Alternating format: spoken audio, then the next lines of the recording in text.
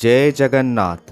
प्रिय दर्शक बंधु, आपण कौन जानिछंती गभीर निद्रारे आपण देखुथिबा स्वप्न केवल एक कल्पना नुहे बरम साक्षात ईश्वरंक संकेत होइथाए।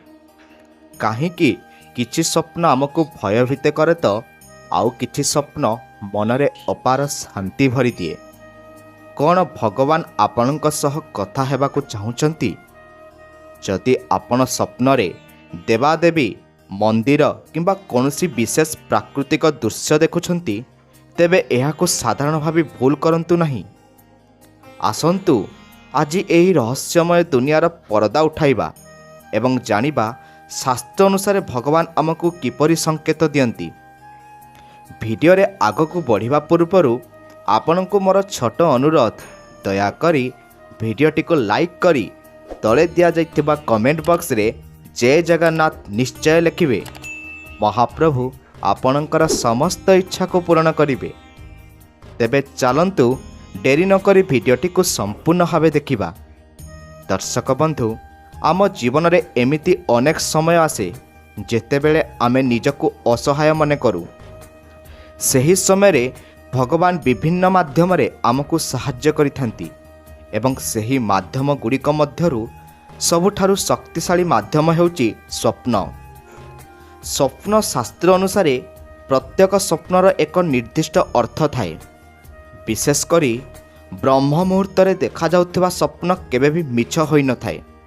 किंतु दुर्भाग्यवशतः आमे अज्ञता कारणरू सही संकेत को बुझी पारु नाहु किंबा एमिति किछि भूल करि बसु जहाद्वारा सही शुभ संकेतर प्रभाव नष्ट होई जाए।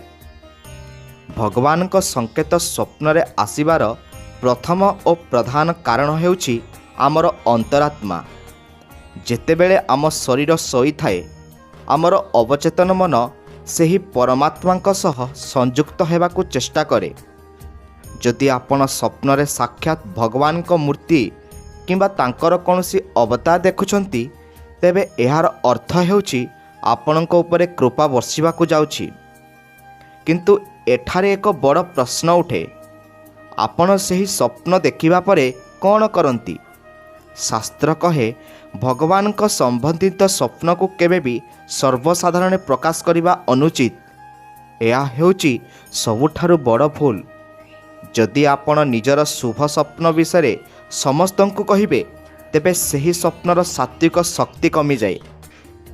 अनेक समय आमे स्वप्न रे निजको कौनसी उच्च पहाड़ उपरे चढ़ुथिबार किंबा मंदिरर शिखर दर्शन करुथिबार देखु। यह सूचाई थाए जे आपणक जीवनर समस्या खूब शीघ्र शेष होबाकु जाउछि। भगवान आपणकु धैर्य करिबाकु संकेत देउछंती। किंतु आमे कौन करू? आमे सही संकेत को गुरुत्व न देई पुणी सही चिंतार मग्न रहू।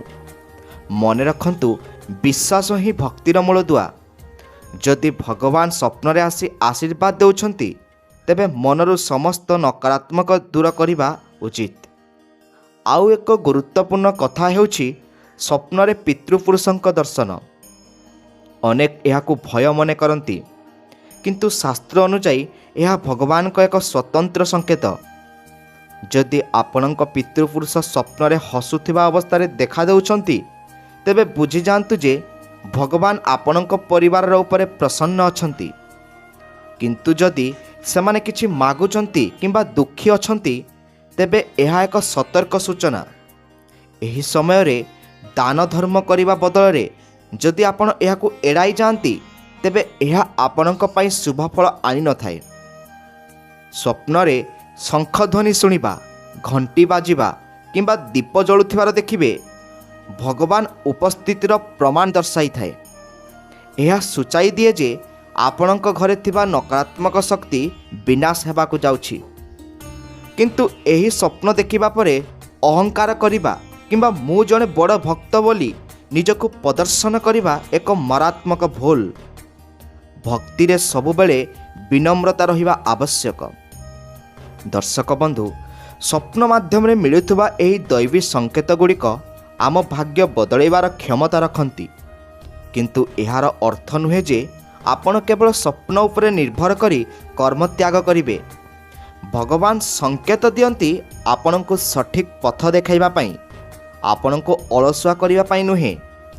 ଆଜିର ଏହି ଭିଡ଼ିଓରେ ଆମେ ଜାଣିଲେ କିପରି ସ୍ୱପ୍ନଗୁଡ଼ିକ ଆମ ଆଧ୍ୟାତ୍ମିକ ଯାତ୍ରାର ଏକ ଅଂଶ, କିନ୍ତୁ କେଉଁ ସ୍ୱପ୍ନର ସତ ହୋଇଥାଏ ଏବଂ କେଉଁ ସ୍ୱପ୍ନ ଦେଖିଲେ ତୁରନ୍ତ ସାବଧାନ ହେବା ଉଚିତ, ଏବଂ ସବୁଠାରୁ ବଡ଼ କଥା, ସ୍ୱପ୍ନରେ ଭଗବାନଙ୍କ ସହ କଥା ହେବାର ପ୍ରକୃତ ଅର୍ଥ କ'ଣ। ଏହିସବୁ ଗୂଢ଼ ରହସ୍ୟ ବିଷୟରେ ଆମେ ଆଲୋଚନା କରିବା। ଭିଡ଼ିଓରେ ଆମ ସହ ଯୋଡ଼ି ହୋଇ ରୁହନ୍ତୁ। ଆମେ ପ୍ରଥମରୁ ଜାଣିଲେ ଯେ ସ୍ୱପ୍ନ କେବଳ ମନର ଭ୍ରମ ନୁହେଁ, ବରଂ ଈଶ୍ୱରଙ୍କ ସହ ଆମ ଆତ୍ମାର ଏକ ସୂକ୍ଷ୍ମ ସମ୍ପର୍କ। କିନ୍ତୁ ଆପଣ କେବେ ଚିନ୍ତା କରିଛନ୍ତି କି ସବୁ ସ୍ୱପ୍ନ କାହିଁକି ସତ ହୁଏ ନାହିଁ? କେଉଁ ସମୟରେ ଦେଖାଯାଉଥିବା ସ୍ୱପ୍ନ ସାକ୍ଷାତ ଭଗବାନଙ୍କ ବାଣୀ ହୋଇଥାଏ? ଶାସ୍ତ୍ର ଅନୁସାରେ ସ୍ୱପ୍ନର ସମୟ ଏବଂ ସେଥିରେ ଦେଖାଯାଉଥିବା ବସ୍ତୁର ରଙ୍ଗ ମଧ୍ୟ ବହୁତ କିଛି ସଂକେତ ଦେଇଥାଏ। ଯଦି ଆପଣ ଏହି ସଂକେତକୁ ବୁଝିବାରେ ଭୁଲ କରନ୍ତି, ତେବେ ଆସୁଥିବା ସୌଭାଗ୍ୟ ମଧ୍ୟ ଦୂରେଇ ଯାଇପାରେ।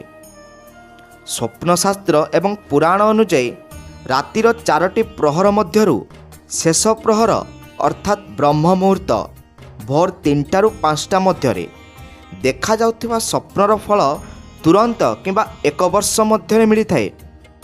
ଏହି ସମୟ ପ୍ରକୃତି ଶାନ୍ତ ଥାଏ ଏବଂ ଆମର ଚେତନା ସବୁଠାରୁ ଶୁଦ୍ଧ ଥାଏ। ଯଦି ଏହି ସମୟରେ ଆପଣ ନିଜକୁ କୌଣସି ପବିତ୍ର ନଦୀରେ ସ୍ନାନ କରୁଥିବାର ଦେଖୁଛନ୍ତି, ତେବେ ବୁଝିଯାଆନ୍ତୁ ଯେ ଆପଣଙ୍କର ସମସ୍ତ ପାପ କ୍ଷୟ ହେବାକୁ ଯାଉଛି ଏବଂ ଭଗବାନ ଆପଣଙ୍କୁ ଏକ ନୂଆ ଜୀବନ ଦେବାକୁ ଚାହୁଁଛନ୍ତି। କିନ୍ତୁ ଏଠାରେ ଏକ ବଡ଼ ଭୁଲ ଆମେ କରୁ। ସ୍ୱପ୍ନ ଦେଖିବା ପରେ ପୁଣି ଶୋଇଯିବା।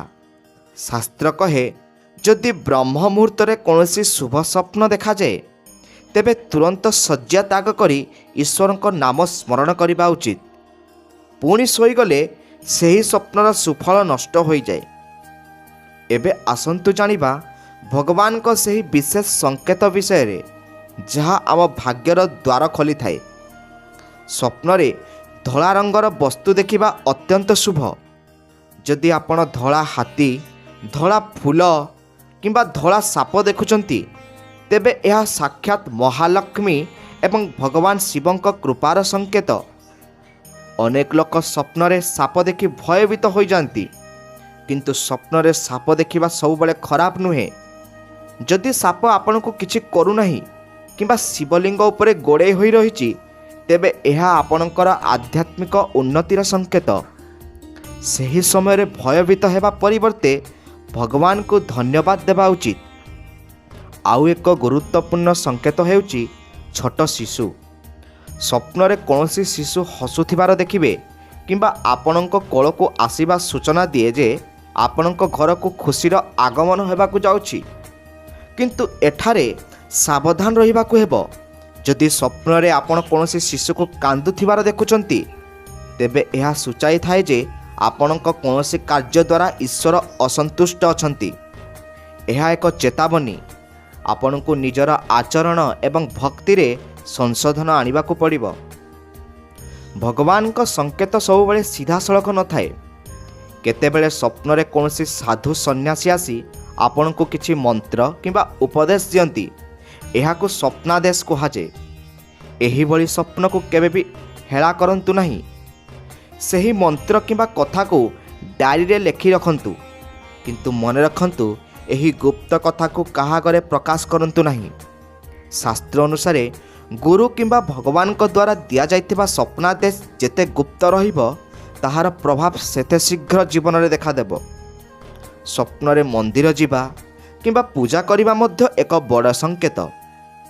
ଯଦି ଆପଣ ଦେଖୁଛନ୍ତି ଯେ ଆପଣ ଏକ ପୁରାତନ ମନ୍ଦିରରେ ଦର୍ଶନ କରୁଛନ୍ତି, ଯେଉଁଠାକୁ ଆପଣ ଆଗରୁ କେବେ ଯାଇନାହାନ୍ତି, ତେବେ ଏହାର ଅର୍ଥ ହେଉଛି ପୂର୍ବଜନ୍ମର କୌଣସି ପୁଣ୍ୟକର୍ମ ଆପଣଙ୍କୁ ସେହି ସ୍ଥାନ ସହ ଯୋଡ଼ୁଛି। ଭଗବାନ ଚାହୁଁଛନ୍ତି ଆପଣ ସେହି ପଥରେ ଅଗ୍ରସର ହୁଅନ୍ତୁ। କିନ୍ତୁ ଭୁଲ କେଉଁଠି ହୁଏ? ଯେତେବେଳେ ଆମେ ଏହି ସ୍ୱପ୍ନ ଦେଖି ମଧ୍ୟ ନିଜର ପ୍ରତିଦିନର ପାପକର୍ମ କିମ୍ବା ମିଥ୍ୟା କହିବା ଛାଡ଼ୁନାହୁଁ।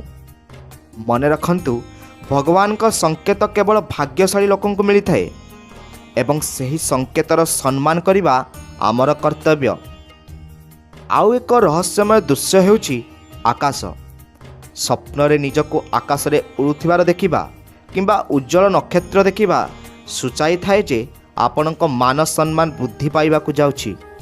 କିନ୍ତୁ ଯଦି ସ୍ୱପ୍ନରେ ଆପଣଙ୍କୁ ଅନ୍ଧାର କିମ୍ବା ଘୂର୍ଣ୍ଣିଝଡ଼ ଦେଖାଯାଏ, ତେବେ ଏହା ସୂଚନା ଦିଏ ଯେ ଆପଣଙ୍କ ଜୀବନରେ କୌଣସି ବଡ଼ ପରୀକ୍ଷା ଆସିବାକୁ ଯାଉଛି।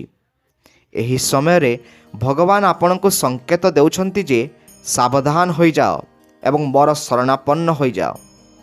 ଦର୍ଶକ ବନ୍ଧୁ, ସ୍ୱପ୍ନରେ ଭଗବାନଙ୍କ ସଂକେତ ପାଇବା ପରେ ସବୁଠାରୁ ବଡ଼ ପ୍ରଶ୍ନ ହେଉଛି, କ'ଣ କଲେ ସେହି ଶୁଭଫଳ ସ୍ଥାୟୀ ହେବ? କିପରି ଜାଣିବେ ଯେ ସେହି ସ୍ୱପ୍ନ ଆପଣଙ୍କ ଭବିଷ୍ୟତ ବଦଳାଇ ଦେବ? ଏବଂ ସବୁଠାରୁ ଭୟଙ୍କର କଥା ହେଉଛି, ଯଦି ସ୍ୱପ୍ନରେ ଭଗବାନ କ୍ରୋଧିତ ଦେଖାଯାଆନ୍ତି, ତେବେ ତାହାର ପ୍ରତିକାର କ'ଣ? ଏହିସବୁ ରୋମାଞ୍ଚକର ଏବଂ ଶାସ୍ତ୍ରସମ୍ମତ ତଥ୍ୟ ଆମେ ଆଲୋଚନା କରିବା ଏହି ଭିଡ଼ିଓର ଶେଷ ପର୍ଯ୍ୟାୟରେ। ବର୍ତ୍ତମାନ ଆମେ ପହଞ୍ଚିଛୁ ଏହି ଆଧ୍ୟାତ୍ମିକ ଯାତ୍ରାର ସବୁଠାରୁ ଗୁରୁତ୍ୱପୂର୍ଣ୍ଣ ମୋଡ଼ରେ। ଆପଣ ଜାଣିଲେ ସ୍ୱପ୍ନର ସମୟ ଏବଂ ସେଥିରେ ଲୁଚି ରହିଥିବା ସଂକେତର ମହତ୍ତ୍ୱ। କିନ୍ତୁ ଯଦି ସ୍ୱପ୍ନରେ କିଛି ଅଶୁଭ ଦେଖାଯାଏ କିମ୍ବା ଭଗବାନ କ୍ରୋଧିତ ଥିବାର ଅନୁଭବ ହୁଏ, ତେବେ କ'ଣ କରିବେ? କିପରି ସେହି ଦୈବୀ ଶକ୍ତିକୁ ନିଜ ସପକ୍ଷରେ କରିବେ? ଶାସ୍ତ୍ର କହେ, ଭଗବାନଙ୍କ ସଂକେତ କେବଳ ଭବିଷ୍ୟତ କରିବା ପାଇଁ ନୁହେଁ, ବରଂ ଆପଣଙ୍କୁ ସଂଶୋଧନ କରିବା ପାଇଁ ମଧ୍ୟ ହୋଇଥାଏ। ଅନେକ ସମୟରେ ଭକ୍ତମାନେ ସ୍ୱପ୍ନରେ ଦେଖନ୍ତି ଯେ ଭଗବାନଙ୍କ ମୂର୍ତ୍ତି ଭାଙ୍ଗି ଯାଇଛି କିମ୍ବା ମନ୍ଦିରରେ ଅନ୍ଧାର ଘଟିଯାଇଛି। ଏହା ଦେଖିଲେ ମନରେ ଭୟ ଆସିବା ସ୍ୱାଭାବିକ। କିନ୍ତୁ ମନେ ରଖନ୍ତୁ, ଭଗବାନ କେବେ ବି ଆପଣଙ୍କୁ ଭୟଭୀତ କରିବାକୁ ଚାହାନ୍ତି ନାହିଁ। ଏହା ଏକ ସଂକେତ ଯେ ଆପଣଙ୍କ ଜୀବନରେ ଧର୍ମର ହ୍ରାସ ଘଟୁଛି। ହୁଏତ ଆପଣ କାହା ପ୍ରତି ଅନ୍ୟାୟ କରିଛନ୍ତି କିମ୍ବା ନିଜର କର୍ତ୍ତବ୍ୟରୁ ବିଚ୍ୟୁତ ହୋଇଛନ୍ତି।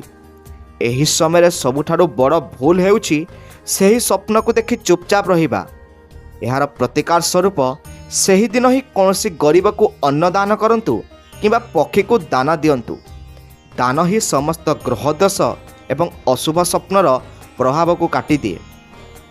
ସ୍ୱପ୍ନରେ ଜଳର ଦୃଶ୍ୟ ମଧ୍ୟ ବହୁତ କିଛି କହିଥାଏ। ଯଦି ଆପଣ ସ୍ୱଚ୍ଛ ଏବଂ ଶାନ୍ତ ଜଳ ଦେଖୁଛନ୍ତି, ତେବେ ବୁଝିଯାଆନ୍ତୁ ଯେ ଈଶ୍ୱର ଆପଣଙ୍କ ମନକୁ ଶୁଦ୍ଧ କରୁଛନ୍ତି।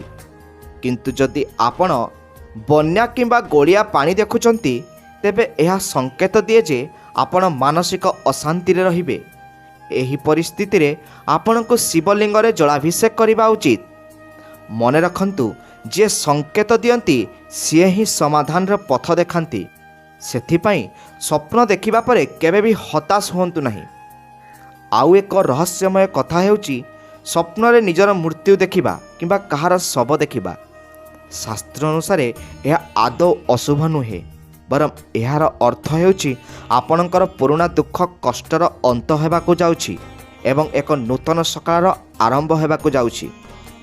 ଭଗବାନ ଆପଣଙ୍କୁ ପୁନର୍ଜନ୍ମ ପରି ଏକ ସୁଯୋଗ ଦେଉଛନ୍ତି। କିନ୍ତୁ ଯଦି ଆପଣ ସ୍ୱପ୍ନରେ ମଦ୍ୟପାନ କିମ୍ବା କୌଣସି ଅନୈତିକ କାର୍ଯ୍ୟ କରୁଥିବାର ଦେଖୁଛନ୍ତି, ତେବେ ସାବଧାନ। ଏହା ସଂକେତ ଯେ ନକାରାତ୍ମକ ଶକ୍ତି ଆପଣଙ୍କୁ ଘେରି ରହିଛି। ଏହି ସମୟରେ ହନୁମାନ ଚାଳିଶା ପାଠ କରିବା ଏବଂ ସାତ୍ୱିକ ମାର୍ଗରେ ରହିବା ଅତ୍ୟନ୍ତ ଆବଶ୍ୟକ। ଅନେକ ସମୟରେ ଆମେ ଭଗବାନଙ୍କୁ କିଛି ମାନସିକ କରିଥାଉ, କିନ୍ତୁ ପରେ ଭୁଲିଯାଉ। ସ୍ୱପ୍ନରେ ମନ୍ଦିରର ପ୍ରସାଦ ଦେଖିବା କିମ୍ବା କୌଣସି ପୂଜା ଅଧାରେ ରହିଯାଇଥିବାର ଦେଖିବା ଏହାର ପ୍ରମାଣ। ଭଗବାନ ଆପଣଙ୍କୁ ସେହି ପ୍ରତିଶ୍ରୁତି ମନେ ପକାଇ ଦିଅନ୍ତି। ଏହା ସେହି ପରମାତ୍ମାଙ୍କର ଅସୀମ ପ୍ରେମ ଯେ ସିଏ ସ୍ୱପ୍ନ ମାଧ୍ୟମରେ ଆସି ଆପଣଙ୍କୁ ସଠିକ୍ ପଥ ଦେଖାଉଛନ୍ତି। ଏହି ସଂକେତ ପାଇବା ପରେ ତୁରନ୍ତ ନିଜର ମାନସିକ ପୂରଣ କରନ୍ତୁ, ନଚେତ୍ ଜୀବନରେ ବାଧାବିଘ୍ନ ଆସିପାରେ। ଏହି ସ୍ୱପ୍ନଗୁଡ଼ିକର ରହସ୍ୟ ଜାଣିବା ପରେ ଗୋଟିଏ କଥା ସବୁବେଳେ ମନେ ରଖନ୍ତୁ, ସ୍ୱପ୍ନ ହେଉଛି ଏକ ଦର୍ପଣ। ଆପଣଙ୍କ ଭିତରର ଭକ୍ତି ଯେତେ ଗଭୀର ହେବ, ଭଗବାନଙ୍କ ସଂକେତ ସେତେ ସ୍ପଷ୍ଟ ହେବ। ସ୍ୱପ୍ନରେ ଭଗବାନ ଆପଣଙ୍କ ପାଖକୁ ଆସିବା ମାନେ ଆପଣ ଜଣେ ସାଧାରଣ ବ୍ୟକ୍ତି ନୁହନ୍ତି, ଆପଣଙ୍କ ଉପରେ କୌଣସି ପବିତ୍ର ଶକ୍ତିର ଆଶୀର୍ବାଦ ରହିଛି। ଏହାକୁ ଅହଙ୍କାରରେ ନୁହେଁ, ବରଂ ସେବାରେ ଲଗାନ୍ତୁ। ଯଦି ଆପଣଙ୍କୁ କୌଣସି ଭଲ ସ୍ୱପ୍ନ ମିଳୁଛି, ତେବେ ଅଧିକରୁ ଅଧିକ ନାମ ଜପ କରନ୍ତୁ ଏବଂ ପର ଉପକାର କରନ୍ତୁ। ପରିଶେଷରେ ସ୍ୱପ୍ନ ଜରିଆରେ ମିଳୁଥିବା ଏହି ଦୈବୀ ସଂକେତ ଗୁଡ଼ିକ ଆମକୁ ଏହା ମନେ ପକାଇ ଦିଏ ଯେ ଆମେ ଏହି ସଂସାରରେ ଏକୁଟିଆ ନାହୁଁ। ସେହି ଜଗତର ନାଥ ସବୁବେଳେ ଆମ ଉପରେ ନଜର ରଖିଛନ୍ତି। ଯଦି ଆପଣଙ୍କ ସହ କେବେ ଏମିତି କିଛି ଘଟିଛି ଯାହା ଆପଣଙ୍କୁ ଆଶ୍ଚର୍ଯ୍ୟ କରିଛି, ତେବେ ଜାଣି ରଖନ୍ତୁ ତାହା କୌଣସି ସଂଯୋଗ ନୁହେଁ, ତାହା ଭଗବାନଙ୍କର ଏକ ଯୋଜନା। ସ୍ୱପ୍ନକୁ ବୁଝନ୍ତୁ, ଶାସ୍ତ୍ରକୁ ମାନନ୍ତୁ ଏବଂ ବିଶ୍ୱାସର ସହ ଜୀବନ ପଥରେ ଆଗକୁ ବଢ଼ନ୍ତୁ। ଭଗବାନ ଆପଣଙ୍କର ମଙ୍ଗଳ କରନ୍ତୁ। ପ୍ରିୟ ଦର୍ଶକ ବନ୍ଧୁ, ଯଦି ଆଜିର ଏହି ଉପସ୍ଥାପନା ଆପଣଙ୍କୁ ପସନ୍ଦ ଆସିଛି, ତେବେ ଆମ ଭିଡ଼ିଓକୁ ଲାଇକ୍ କରି ତଳେ ଦିଆଯାଇଥିବା କମେଣ୍ଟ ବକ୍ସରେ ଜୟ ଜଗନ୍ନାଥ ଲେଖିବାକୁ ଜମାରୁ ଭୁଲନ୍ତୁ ନାହିଁ ଏବଂ ଆମ ପରିବାରର ଏକ ସଦସ୍ୟ ହେବା ପାଇଁ ଏବେ ହିଁ ଆମ ଚ୍ୟାନେଲକୁ ସବସ୍କ୍ରାଇବ୍ କରିଦିଅନ୍ତୁ। ରହୁଛି, ପୁଣି ଦେଖାହେବା ଆଉ ଏକ ଆଧ୍ୟାତ୍ମିକ ରହସ୍ୟ ସହିତ। ସେ ପର୍ଯ୍ୟନ୍ତ ଆମକୁ ବିଦାୟ ଦିଅନ୍ତୁ। ଜୟ ଜଗନ୍ନାଥ, ଜୟ ମା ଲକ୍ଷ୍ମୀ।